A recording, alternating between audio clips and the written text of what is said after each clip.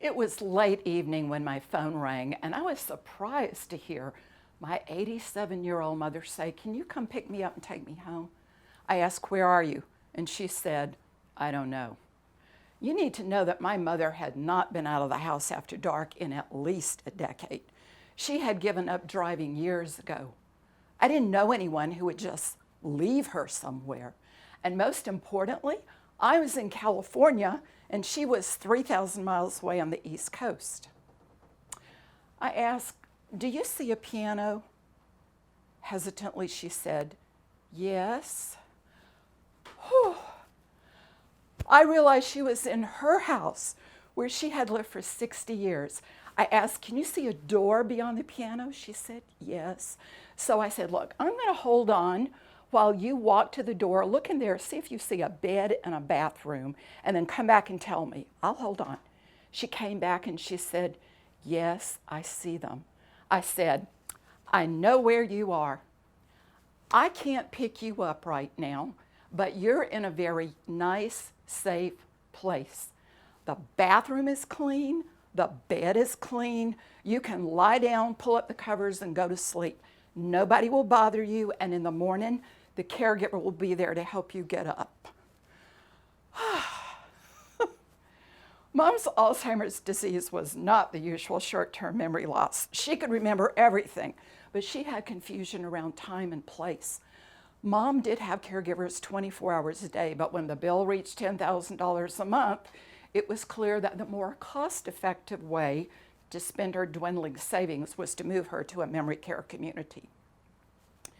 When confronted with the news, Mom dropped to the floor, wrapped her frail little arms around the leg of that piano and wailed, "I will not leave my house." If you ask me for one word to describe old age, I say loss. Not only loss of cognition or home, but loss of work, loss of roles as a provider, parent, spouse, neighbor. Your friends die, your spouse dies. You live in a society that finds little relevance or respect for old age. You lose physical strength and energy. Suddenly, you have gray hair, wrinkles, and sagging skin. Nothing in your body works the way it's supposed to. And one of the biggest losses, your driver's license, independence. For most of our lives, we define ourselves and find meaning and purpose through what we do: work, sports, school. In old age, we lose more and more of the doing, the purpose, our identity, and all that loss leads to suffering. Our society and even health and senior care view old age as a series of losses or deficits of function. As an aging baby boomer who has worked in health and senior care for 20 years, I am terrified of the future that awaits me there. I am more than an aging body. We all, old and young, are so much more. The physical and material are important, but a balance is needed with what I call the spiritual. Today, I invite you to explore the fullness of life that I describe as spiritual, to consider 5 categories of spiritual needs and see how lack of care for them leaves a void in today's patient-centered care. And finally, to discover the greatness of purpose and joy that spiritual care can bring to your life. Let's get started with the word spiritual. In old age, there's a lifetime of spiritual development. Qualities and accomplishments like creativity, insight, wisdom, developing skills and honing talents in excellence. Virtues like love, patience, kindness, honesty, empathy. We recognize and value this spiritual development when we see it in other people because it produces beauty, order, tranquility, purpose, and happiness, not only to an individual life, but to society in general. I became aware that if we can value each other for how we can spiritually be, in addition to what we can physically do, then we can ease the loss and suffering of old age and redeem our own futures. So excited, I wrote a book about it. But meanwhile, I was working in health and senior care, not only with seniors and their families, but also on the business side. I met amazing doctors, nurses, and senior care professionals who truly cared about patients and residents. But I saw limitations, and I saw problems that affected patient care. One CEO of an agency that received referrals from medical doctors told me 80% satisfaction rate was good enough. Really? I think medicine should always aim for 100%. I saw differences among senior care communities. Some were full of purpose and joy. Residents loved living there.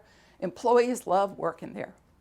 Others had bored, lonely residents and staff just going through the motions. The difference was spiritual care. It's needed in the workplace for owners, managers, and employees. The United States spends far more money on health care than any other country in the world, $3.6 trillion. So, don't you think we should have the best health care in the world? We don't. Year after year, compared to other wealthy, industrialized nations, Americans are more likely to be sick, disabled, and die. Actually, our lives are 3 years shorter. According to the World Health Organization, the United States is ranked 37th in the world on patient outcomes. Outcomes are measurements of quality, of excellence. When the United States spends more money on health care than any other country in the world, it's not a material problem. Lack of quality, lack of excellence is a spiritual problem. When you do anything, write a report, swing a golf club, remove a gallbladder to the best of your ability with focus, intent, and care, that's the pursuit of excellence. That's spiritual. When the spiritual needs of people are ignored, their humanity is ignored. It becomes easier to justify every decision on the basis of material gain. Excellence, quality, is replaced with financially acceptable levels of liability, or how many lawsuits can we afford? As a for-profit business, American healthcare values production and consumption. Individuals become patients on an assembly line designed to maximize patient throughput. There's not a lot of humanity in that process, but growing old seems to be a billable condition, and there is a lot of revenue in that. Another example of ignoring humanity for material gain is the practice of denying millions of health insurance claims, totaling billions of dollars every year. A friend on dialysis needed replacement for a stent in his arm. The physician's order was rejected 3 times. Finally, the insurance company sent approval on the day of his funeral. He had bled to death at home the week before. Meanwhile, the average pay to a health insurance company CEO is $20 million a year. There's more than enough money. It's just not spent on patient-centered care. A spiritual problem cannot be solved with money. A spiritual problem requires a spiritual solution.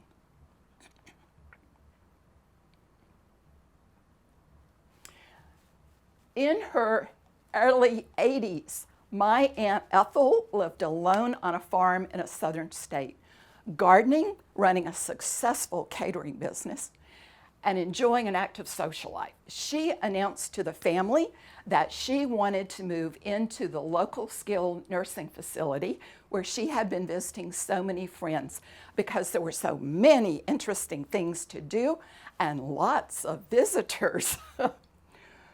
Well, Aunt Ethel did eventually move in, and she loved it. Many of the residents had known each other for decades.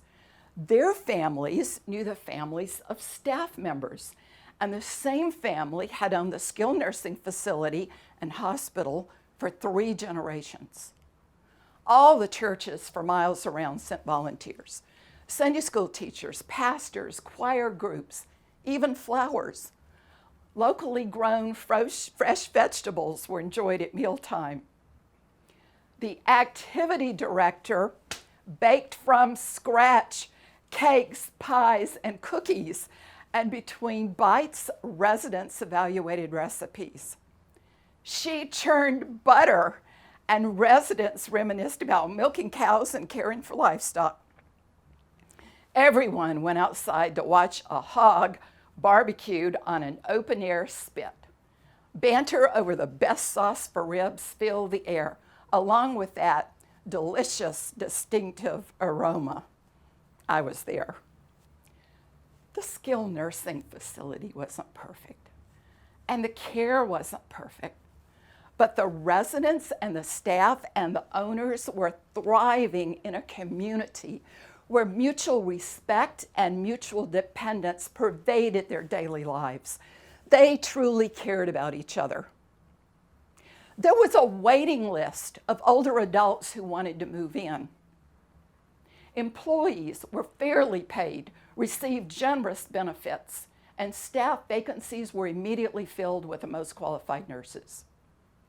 The facility was clean, bright, cheerful, and well-maintained, even though 90% of the residents were on Medicaid.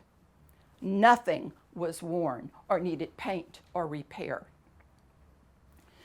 This was a low-income Medicaid long-term care facility in the middle of nowhere that was wonderful. If Medicaid can do this, any place can do this. Spiritual care is cost effective. Here are my 5 categories of universal spiritual needs and care. 1, purpose.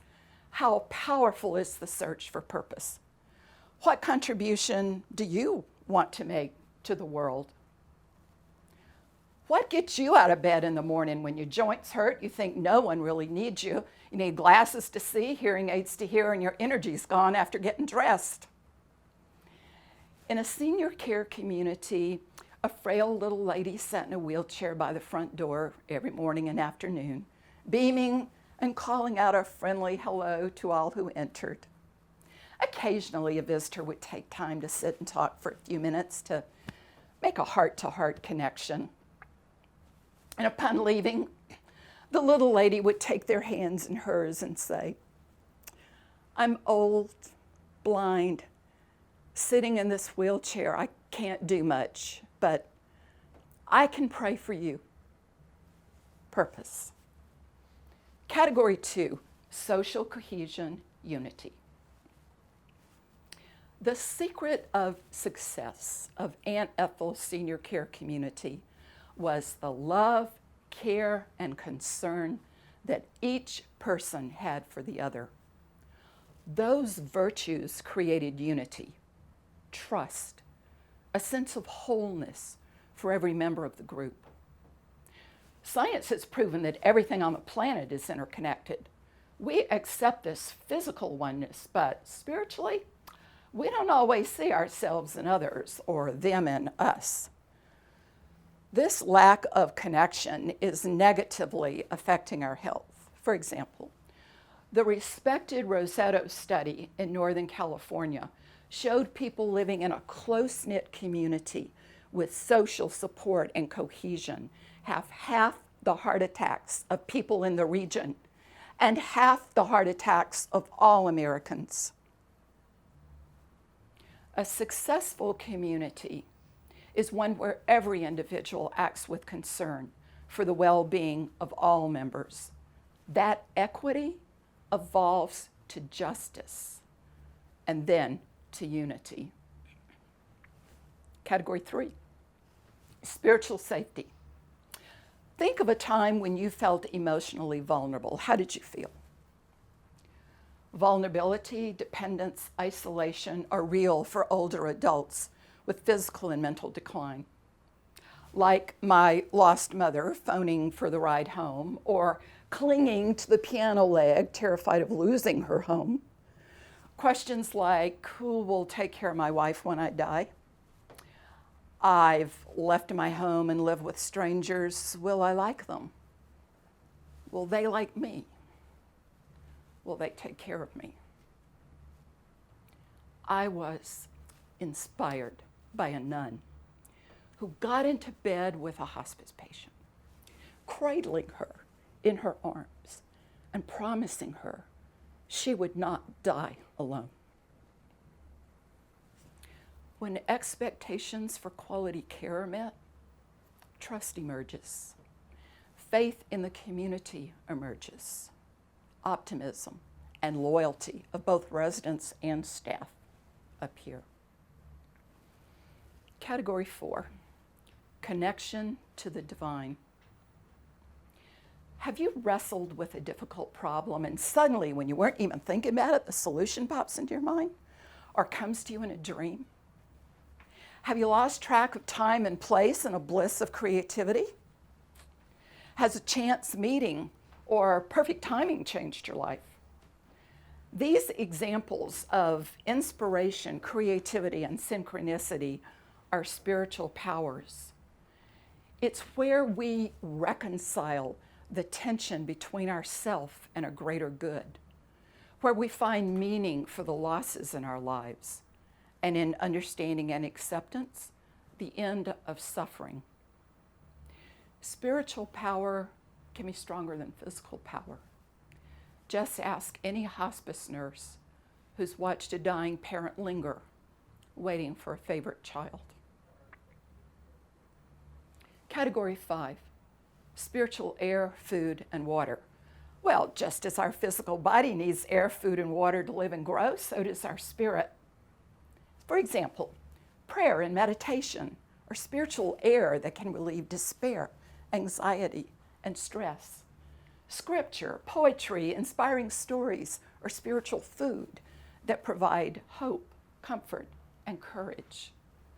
Nature is spiritual water with power to immerse and refresh us. We need to hear our favorite music. It lifts our spirits. We need virtues. We need to see beauty and delicacy, to feel love and kindness, to receive fairness and justice, to hear truth. Everyone, young and older adults with dementia, needs this basic care. In closing, some of these spiritual needs are already part of senior care, but they're not considered vital.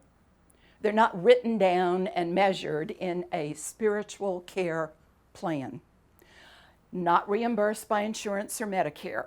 And what doesn't get measured or reimbursed doesn't get done. Health and senior care are based on a biological model of care with some psychological and sociological needs addressed. These three are important, but we also need recognition of spiritual needs. We need to name them, measure them, talk about them, and learn how to fulfill them, because caring for the spiritual heals the physical, lessens pain, relieves boredom and depression, gives purpose, a reason to get out of bed, and leads to better quality of life. Old age is inevitably a time of physical loss, but it can be a time of spiritual greatness. How do you want to live?